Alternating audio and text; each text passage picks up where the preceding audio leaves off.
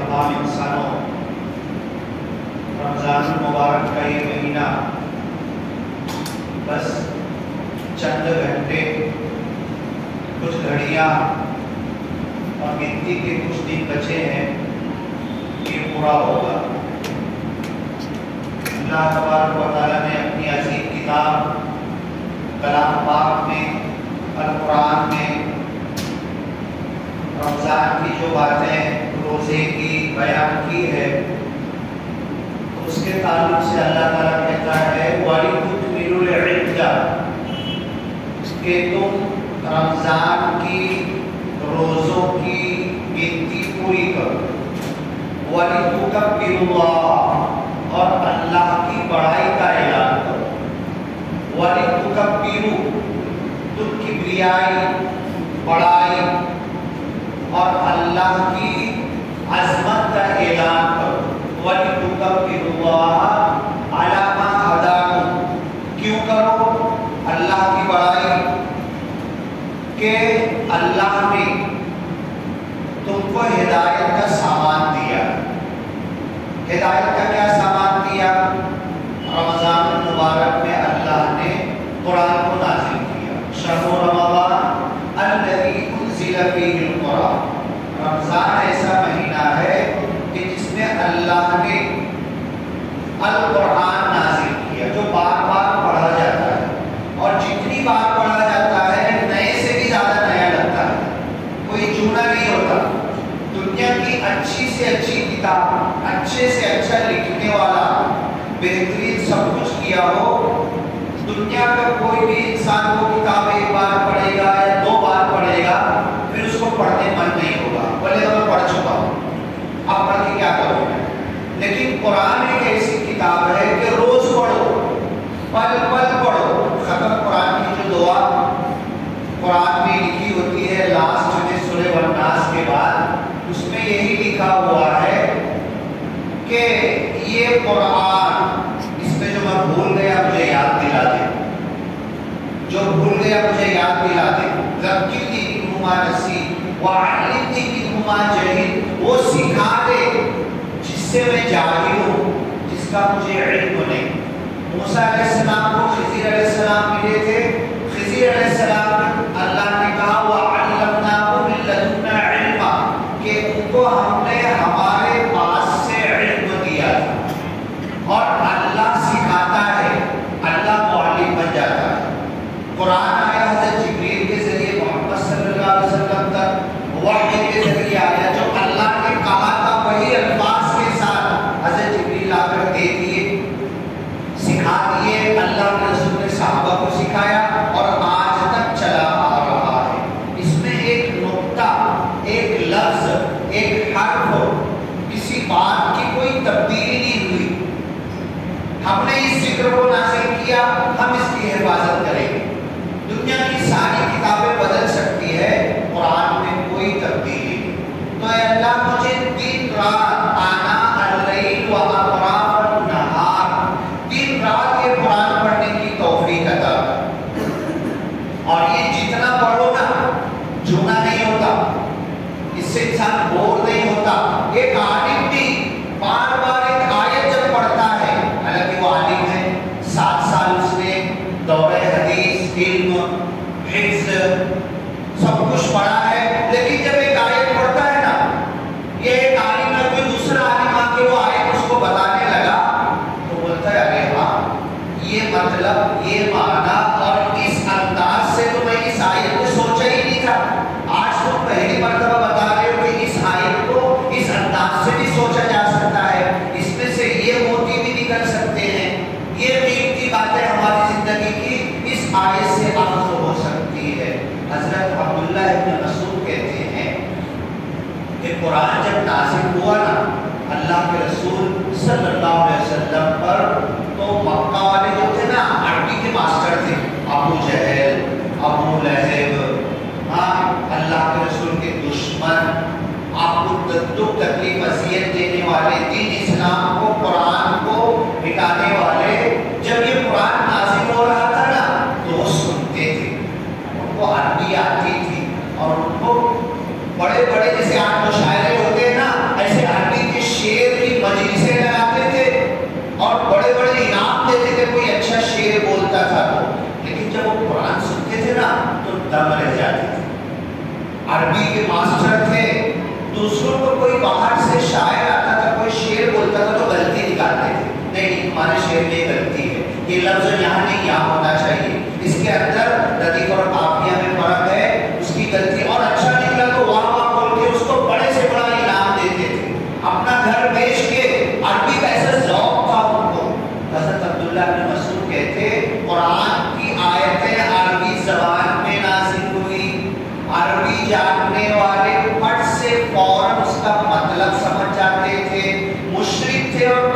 تھے، جانتے تھے کہ اللہ کے سچے نبی ہیں، سچے رسول ہیں، انتظار کر رہے تھے، دعا کر رہے تھے کہ وہ نبی آئیں گے نا تو ان کے ساتھ مل کے یہودی عیسائیوں کے اوپر ہم غلبہ حاصل کریں گے. لیکن ان کا انتظار کیا تھا؟ حضرت ابراہیم کی 2 اولاد میں سے حضرت اسحاق علیہ السلام کی اولاد میں سے چاہتے تھے، لیکن اللہ کے رسول حضرت اسماعیل علیہ السلام کی اولاد میں سے آئے تو بس غرور گھمنڈ تکبر آ گیا کہ حضرت اسماعیل علیہ السلام نعوذ باللہ باندی اور غلام کی اولاد تھے، ان میں سے نبی آئے گا تو ہم اس کو قبول نہیں کریں گے، برداشت نہیں کریں گے، اور ساری مخالفت. مما عرفو، جو جانتے تھے وہ نبی جب آیا تو انکار کر بیٹھے کہ ہم نہیں مانتے.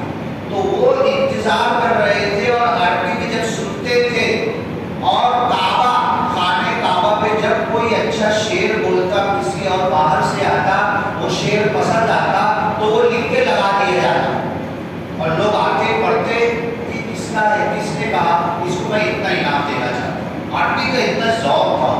تو جب قرآن کی کوئی آیت نازل ہوتی نا تو وہ سنتے دم رہ جاتے. دہراتے مشرکین مکہ جو قرآن کو نہیں مان رہے، ہم کیا اتنی بار دہرائیں گے، بڑا پھٹافٹ دہراتے، اور اس میں سے کچھ کیڑا نکالنے کی کوشش کرتے کہ غلطی تو نہیں ہے. پھر بولتے نہیں آپ، یہ محمد صلی اللہ علیہ وسلم تو کہیں اسکول بھی نہیں گئے، کسی کے پاس پڑھے بھی نہیں، کسی کے پاس سیکھے بھی نہیں، امی ہے، ماں سے جتنی سیکھے ہیں بھاشا عربی زبان بس اتنا ہی آتی ہے. کسی ٹیچر کے پاس نہیں گئے، کبھی شعر نہیں لکھے، اور آپ کو تو لکھنا بھی نہیں آتا. وَلَا تَخُطُّهُ بِيَمِينِهِ، آپ اپنے سیدھے ہاتھ سے لکھتے بھی نہیں.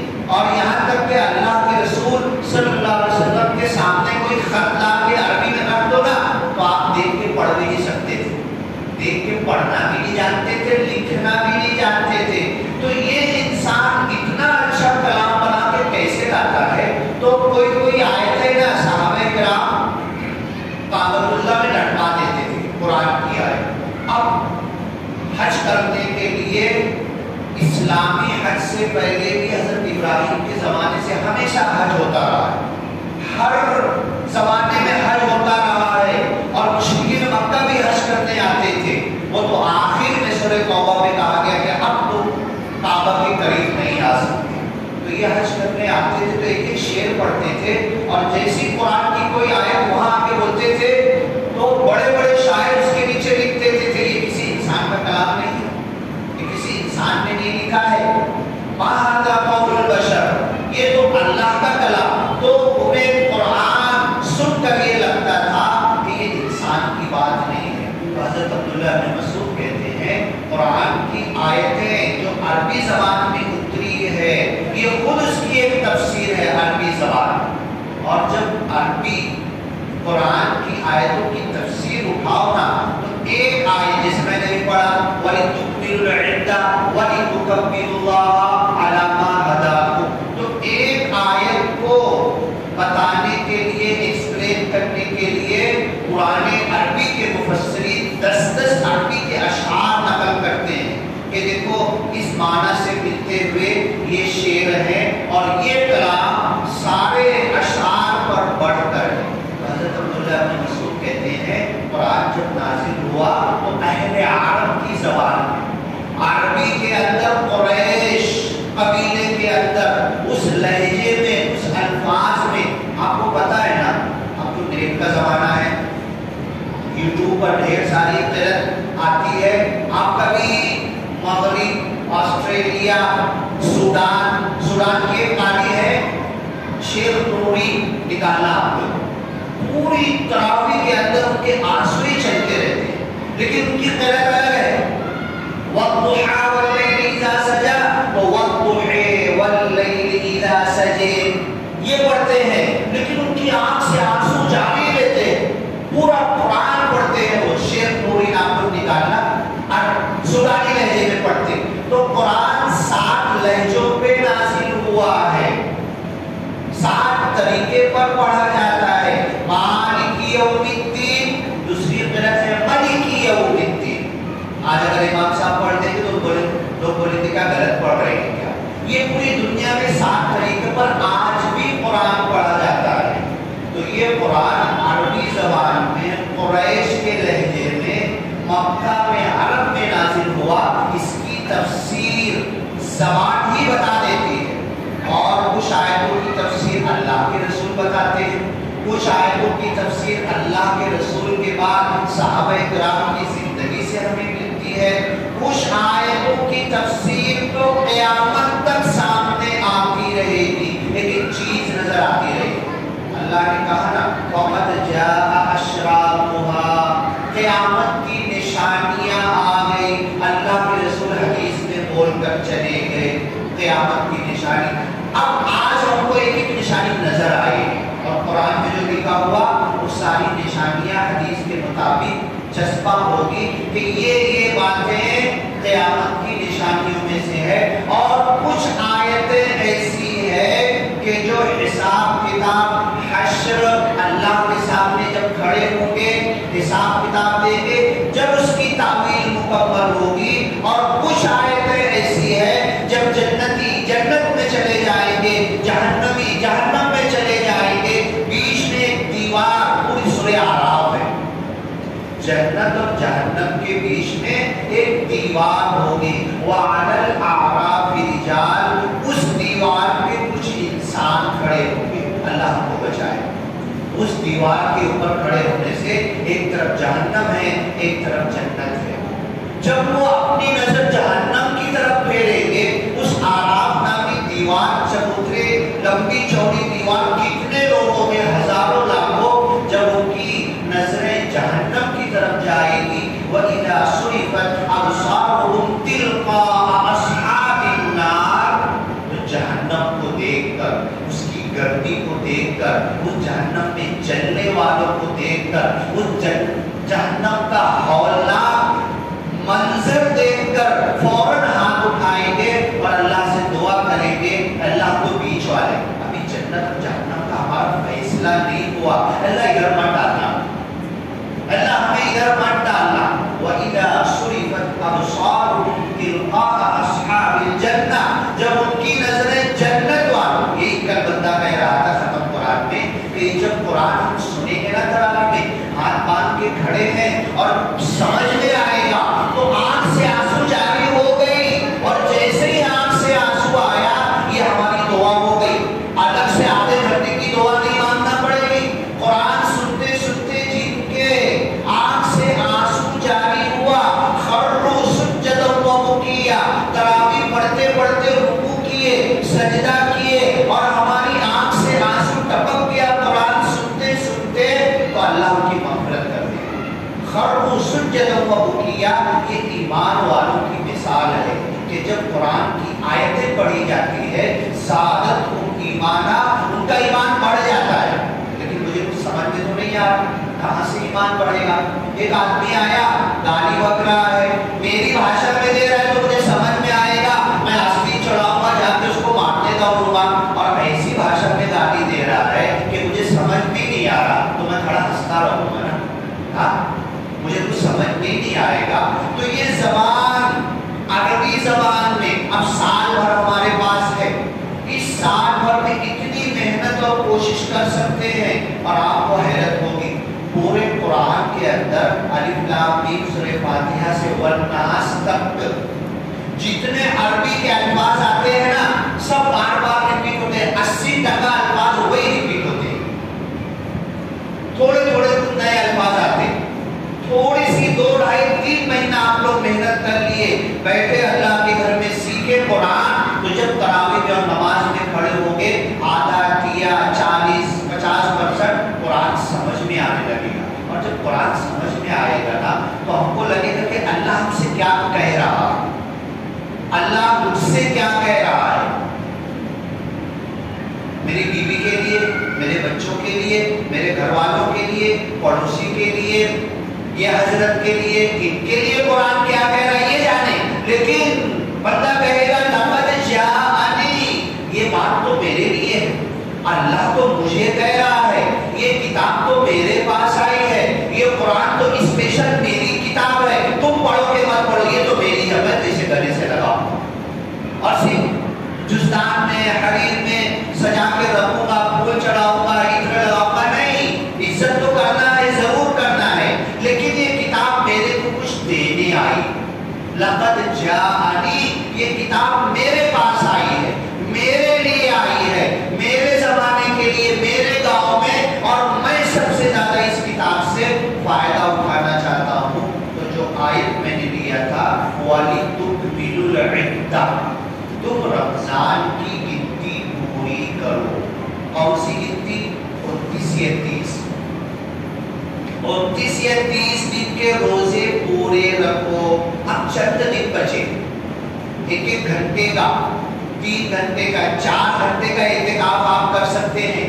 अभी आप लोग बैठे, देखो एतिकाफ की नियत लिखी हुई है, मस्जिद में जैसे ही दाखिल हुए एतिकाफ की नियत कर लो।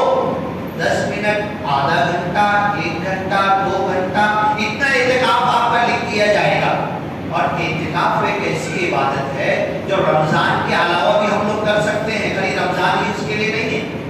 रमजान के अलावा भी लोग जमात में जाते, ठीक है, आप जमात में नहीं जा सकते, कारोबार है, धंधा है, बिजनेस है, तिजारत है, आज की रात आप बिस्तर लेके मस्जिद में आ जाओ, साल भर में किसी भी दिन, और मस्जिद में एतिकाफ ऐशा पढ़ के नियत करके रुक जाओ और कुरान सीखो, अल्लाह से लौ लगाओ, तस्बीह पढ़ो, नहीं आता तो जो कोई है उसके साथ बैठो, किसी सिखाने वाले को बुला लो, ये एतिकाफ की नियत करो। अब एतिकाफ जो इबादत है ना, ये क्या सिखाता है?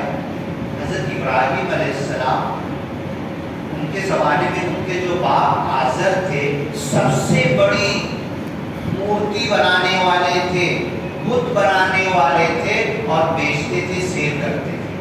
आज आपको पता है ना, गणपति की मूर्ति बैठती है, और जब उसको ट्रैक्टर पे, गाड़ी पे लेके जाते हैं तो इतनी ऊंची और बड़ी होती है कि ऊपर वायर सब हटाना पड़ता है, रास्ता बदलना पड़ता है, इतनी बड़ी बड़ी मूर्तियां। ये क्या बनाएंगे?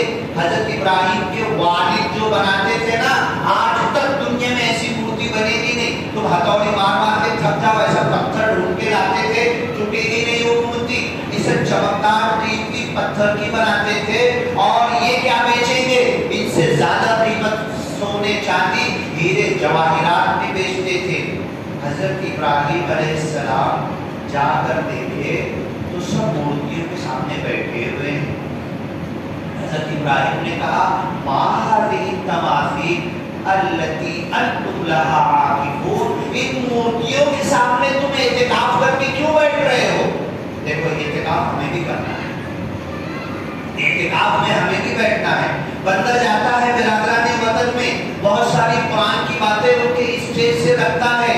कुछ लोग पूछने लगे, बीच में नमाज का वक्त हुआ, तो मैंने कहा मैं नमाज के लिए जा रहा हूँ। तो उनमें ही से 2-4 बंदे बोले, आप मस्जिद में जा रहे हैं, मस्जिद में आप लोग नमाज पढ़ते, सजदा करते, रुकू करते, किसके सामने करते? कोई मूर्ति होती है वहां पर। देखो, आज तक हमने अपनी मस्जिद के अंदर क्या कैसे है, बिरादराने वतन को लाके बताया ही नहीं हमने। वो मुझसे पूछने लगे, किसके सामने तुम जाओगे, रुकू करोगे, सज्जा करोगे, नमाज किसके लिए पढ़ोगे, क्या होता है मस्जिद में? बोले चलो ना, चलो देख लो। बोले अगर मूर्ति होगी ना तो हम वहां पे नहीं बैठेंगे। देखो, ये कौन? निरंकारी कहलाते हैं। इतने अच्छे मन के, साफ मन के लोग, अगर मस्जिद में मूर्ति होगी ना, हम नहीं बैठेंगे वहां पर, क्योंकि हमने जो ज्ञान लिया है, निराकार का ज्ञान लिया, जो खुदा निराकार है, हम उसको याद करते हैं। उसका कोई आकार नहीं, चित्र नहीं, सूरत नहीं, मूर्त नहीं, उसको कोई बना नहीं सकता, हम उसको याद करते। तुम लोग किसको याद करते? मस्जिद में हमको नहीं मालूम। बोलो चलो मेरे साथ देखो, और अल्लाह की कसम आए बेचारे मेरे साथ आए। अब आप बोलोगे खतना तो नहीं किए, नहाए नहीं, गुस्ल नहीं, ये नहीं, वो नहीं, इस सब एक तरफ अभी रहने दो, कल नहा भी लेंगे, खतना भी कर लेंगे, सब कर लेंगे। इनको करीब तो करो, इनको लाओ तो। और जब आए ना तो बंदा नमाज पढ़ रहा तो पीछे वो भी हाथ बांध के खड़े कि नहीं, यहाँ पे कोई मूर्ति नहीं है। हजरत इब्राहिम ने कहा, माहादी तमासील, ये मूर्तियां जो रखी है, अंतुम लहा आकिफून, तुम उनके सामने बड़े अदब से सर झुका के एतिकाफ में बैठे हो। आज हमारा एतिकाफ कितना आसान है, अगरबत्ती नहीं, नारियल नहीं, चढ़ावा नहीं, फूल नहीं, चादर नहीं, कुछ नहीं, अल्लाह के नाम से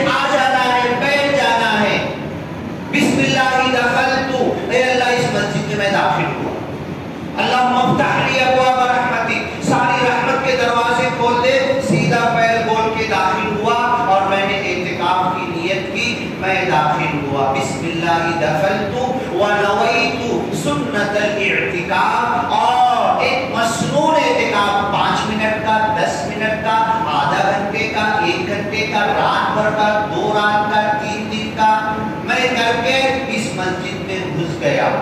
اب یہ اعتکاف کی جو عبادت ہے نا، رمضان کے روزوں میں رات کا روزہ نہیں، رات میں کھا پی سکتے، اعتکاف والا بھی رات میں کھا پی سکتا ہے، لیکن روزہ صرف کھانے پینے سے اٹھنے کا نام نہیں ہے، بیوی سے جو جائز تعلقات ہے اس سے بھی رکنے کا نام ہے۔ اعتکاف کرنے والا کھا سکتا ہے، پانی پی سکتا ہے، اور جس زمانے میں اللہ کے رسول صحابہ کرام چھوٹی چھوٹی مسجد ہوتی تھی، کنویں سے پانی کھینچتے تھے، اور کبھی کھانا لینے اعتکاف کرنے والے کو اپنے گھر بھی جانا پڑتا تھا، کوئی پہنچانے والا نہیں ہوتا تھا، اور ایسے تو کئی دن وہ اعتکاف میں بنا کھانے پانی کے صرف کھجور اور پانی پہ نکال دیتے تھے۔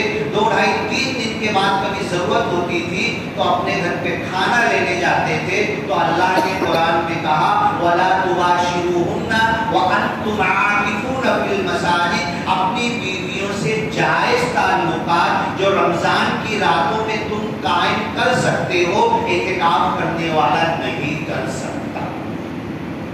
یہ آیت کیوں کہی کہ اعتکاف کرنے والے کو مسجد میں اس کی بیوی کہاں ملے گی؟ کیوں اللہ نے کہا؟ مطلب موقع ملے گا جانے کا تو اس وقت بھی اس سے بچنا ہے، احتیاط کرنا ہے۔ اب عورتوں کو بھی تعلیم دے۔ سب سے بڑی بدقسمتی یہ ہے کہ آج ہم لوگ مرد یہاں پر سن رہے ہیں، عورتوں تک یہ جمعہ کا بیان نہیں پہنچ رہا ہے۔ اب یہ ہمارا فرض بنتا ہے، جتنی باتیں ہم نے سنی گھر میں ہماری عورتوں کو جا کر بتانا، بیوی کو، بہن کو، ماں کو، دادی کو، جتنی گھر کی عورتیں، کیونکہ جو ہمارے گھر کی عورتیں ہیں نا، ان کو شادی کی رسم و رواج سب یاد ہے۔ ایک چھوٹی سی رسم نہیں کی جائے گی تو نانی اٹک جائے گی، نہیں یہ ہونا چاہیے، اس کے بنا تو دلہا نہیں آئے گا، شادی نہیں ہوگی۔ وہ دادی اماں کو، نانی کو، ماں کو، بیوی کو وہ جا کر بتا دو، انہیں رسم و رواج سب یاد ہے، انہیں قرآن بھی یاد ہونا چاہیے، دین کی باتیں بھی معلوم ہونا چاہیے۔ اعتکاف کسے کہتے پتا ہونا چاہیے۔ تم گھر میں اعتکاف کر سکتے ہو، نانی اماں تم گھر میں اعتکاف کر سکتے ہو، اب تم تو بوڑھے ہو گئے، تم تو بیٹھے رہتے ہو، تم تو نکل کے کہیں جاتے نہیں، کھانا بھی یہی مل رہا، باتھ روم کے پاس خالی سڑک کے جانا ہے، پیشاب پخانا کر کے پھر یہیں بیٹھنا ہے۔ نانی اماں تم اعتکاف کر سکتے ہو، گھر میں کر سکتے ہو، اعتکاف سنت کا ثواب تمہیں مل سکتا ہے، یہ اپنی بیویوں سے بھی بتائیں۔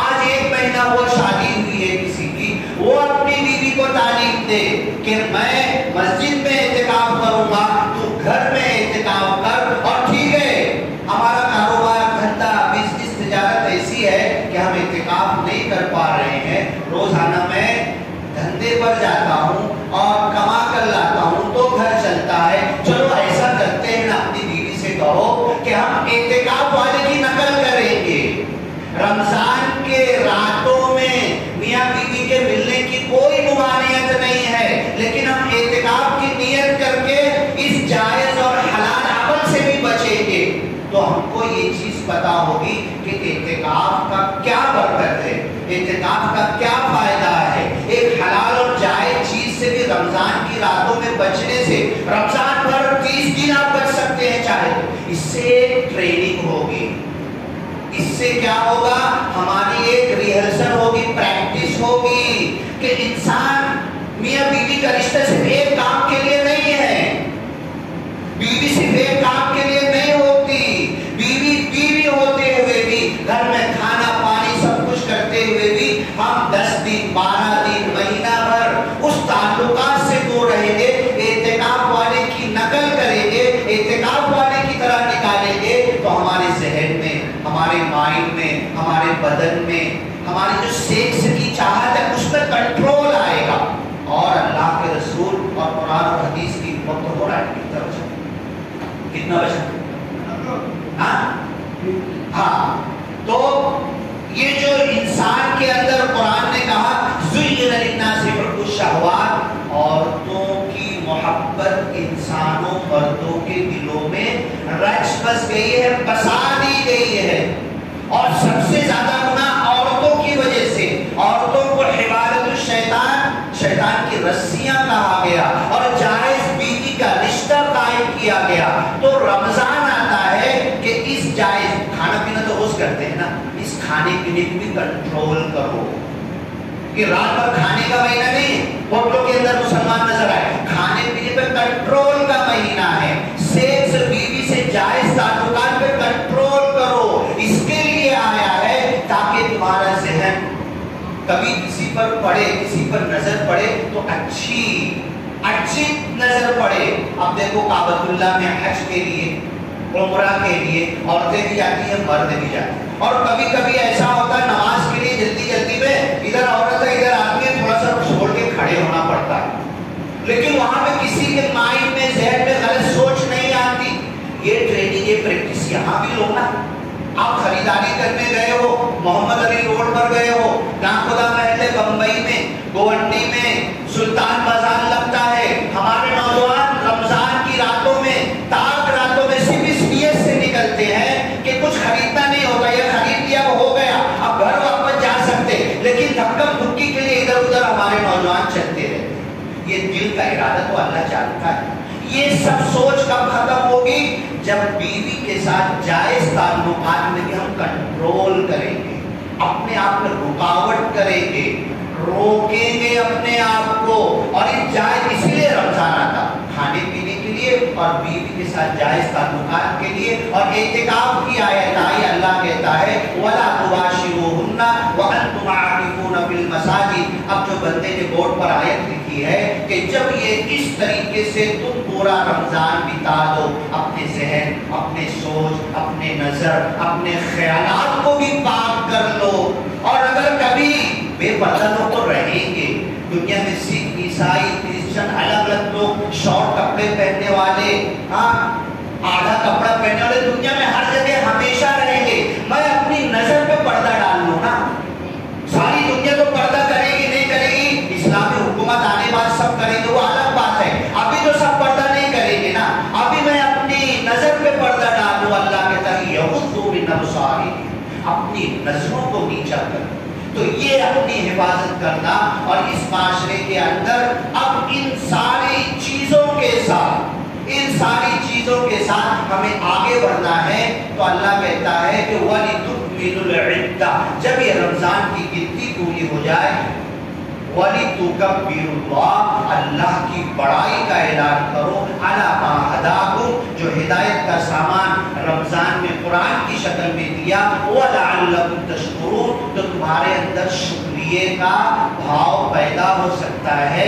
और तुम वलितुकब्बिरु अल्लाहु अकबर, ला इलाहा इल्लल्लाह, वल्लाहु अकबर वलिल्लाहिल हम्द, अल्लाहु अकबर कबीरा वल्हम्दुलिल्लाहि कसीरा व सुब्हानल्लाहि बुक्रतन व असीला, कहते हुए, किबरियाई का ऐलान करते हुए एक रास्ते से ईदगाह जाओ, दूसरे रास्ते से वापस आओ, पूरी दुनिया में अल्लाह की तकबीर का ऐलान कर दो। पहला रमजान था, पहली ईद थी, पहली जंग हुई, जंग बदर, 17 रमजान मुसलमान वापस आए और ये कुरान की आयत नाजिल हुई कि अब तुमको पहली ईद के लिए जमा होना है। न नए कपड़े थे, न नए चप्पल थे, न नई टोपी थी, कुछ नहीं थे, जख्म भरे हुए थे, पट्टी लगा रहे थे।